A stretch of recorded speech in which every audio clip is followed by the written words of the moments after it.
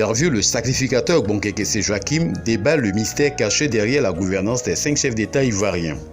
Je veux vous dire une chose qui m'a été révélée dernièrement. Nous avons eu le président Houphouët-Boigny, nous avons eu le président Bédié, nous avons eu le président Guèye, nous avons eu le président Gbagbo et nous avons eu le président Alassane. Ouais. Ça fait 5 présidents. Ouais. Chaque président a rayé sur un sceau. Et je voudrais que vous m'écoutez très bien.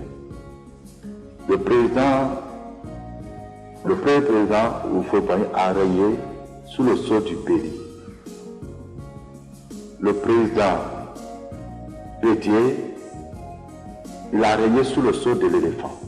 C'est à son temps qu'on parlait de l'éléphant d'Afrique. Oui. Le président Guèye, il a rayé sous le sceau du balai. Oui, il allait du Voilà. balai. Ils sont venus du balai. Oui. Et ensuite, Gbagbo, il a rayé sous le sceau de refondateur. Et le RDR, leur sceau, c'est la case. C'est des symboles forts. Le Seigneur m'a fait comprendre que tous ces présidents ont révélé une portion de la nature spirituelle de l'âme de la Côte d'Ivoire, de ce qui fonde en réalité la Côte d'Ivoire et qui est chanté dans notre hymne national. Et je vais vous expliquer. Et je vais vous dire pourquoi nous sommes rentrés dans une période de transition. Parce que c'est maintenant la vraie Côte d'Ivoire va sortir. Au fait, c'est un peu comme des gens que Dieu a suscité. Chacun est venu amener un seau, une brique, une pierre. Voilà, chacun a déposé. Maintenant, il faut rassembler tout cela pour donner la forme qu'il faut. Il faut voir le bélier, c'est la royauté. Le signe du bélier, c'est la royauté. Même dans les Écritures. Il est venu donc, il a placé ce signe-là sur la Côte d'Ivoire. Et vous savez que la Côte d'Ivoire est un leader. Ici en Afrique de l'Ouest, la Côte d'Ivoire a une position dominante. Oui. La Côte d'Ivoire a cette position de reine. C'est ça. Et c'est ce qui s'est manifesté, c'est le premier élément qui s'est révélé par Houphouët-Boigny. Cette hégémonie, cette dominance s'est manifestée par Houphouët-Boigny. Donc ce sceau-là a été déposé sur la Côte d'Ivoire. Ensuite est venu Bédié, qui a parlé de l'éléphant d'Afrique. L'éléphant, c'est le symbole de la puissance, de l'indépendance. Quand on va aussi dans d'autres aspects, on parle aussi de la sagesse. Mais je veux aller du côté de puissance et d'indépendance. D'accord. Donc Bédié est venu avec le symbole de la puissance, une nation puissante.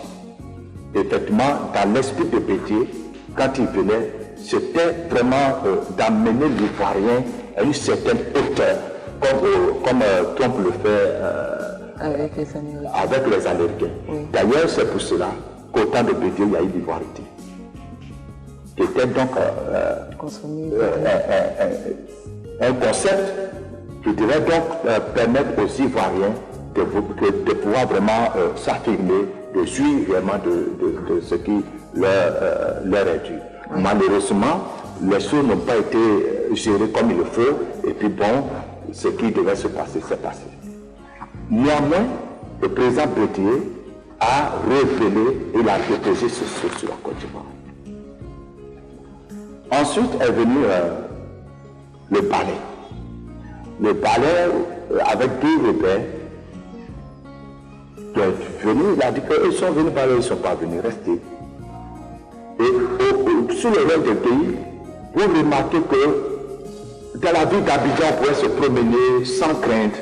Il n'y avait plus de voleurs. Voilà. Il n'y avait plus de voleurs, il n'y avait plus d'attaques comme ça. Vraiment, la discipline avait commencé à rentrer dans le pays. Le palais, c'est le symbole d'unité. Et quand on est un, on est fort. Et quand on est fort, on peut mettre dehors tout ce qui nous emmène. C'est cela. C'est cette révélation que Dieu a. Au fait, les présidents eux-mêmes ne savaient pas que c'est un message, que c'est une révélation, qu'ils étaient en mission. Et ce que je suis en train de vous dire, je ne crois pas que quelqu'un ait déjà dit ça. Non. Ça, c'est clair. Ensuite, après Déhi, lui aussi, il a mal utilisé le palais. Et il y a eu ensuite la refondation. Les refondateurs sont venus avec ce concept de refondation. Effectivement, eux, ils devaient remettre en place les fondamentaux de la nation. Ils devaient remettre en place les fondamentaux de la nation. Et c'est pour cela que le combat du président Laurent Gbagbo était basé sur la constitution ivoirienne. Il luttait pour la souveraineté. Il luttait pour l'indépendance totale de la Côte d'Ivoire. Il travaillait à ce que les fondamentaux de la nation soient respectés. Oui. Malheureusement, lui aussi, certaines erreurs l'ont emporté. Est venu ensuite le RDA avec la CAS. La CAS, c'est le symbole qui nous ramène un peu à nos origines en tant qu'Africains. Et dans ce symbole, il y a l'esprit de famille. Il y a l'esprit de vivre ensemble. Il y a l'esprit de partage. Comprenez? Et ils sont venus effectivement avec ça, le vivre ensemble. C'était le slogan du RDN, le vivre ensemble. Où le docteur et la légende travaillent ensemble, main dans la main. Oui. Où l'étranger et l'Ivoirien travaillent ensemble pour faire développer. Où l'amitié est vraiment sincère, etc. Ils sont venus avec cela. Et malheureusement, eux aussi, il y a eu trop de failles, il y a eu trop de choses qui n'ont pas été ça. Et aujourd'hui, le peuple est en train de croire. Mais tous ces présidents ont envoyé un message, ont déposé une pierre. Les 5 pierres dont la Côte d'Ivoire avait pris soin ont été retirées. Maintenant, ces 5 pierres-là, Dieu va les mettre ensemble pour créer la nouvelle nation. Wow. Et c'est pour cela que nous sommes rentrés dans un temps de transition. Et c'est l'une des raisons pour lesquelles moi je peux dire à certains hommes politiques de ne même pas essayer de vouloir aller aux élections. Parce qu'ils ne sont pas choisis pour cela. La seule personne que Dieu peut récupérer, c'est celui qui est à l'étranger. Chers internautes, restez connectés sur Rocher TV pour d'autres révélations de la part du Seigneur par le canal de son serviteur. Restez bénis.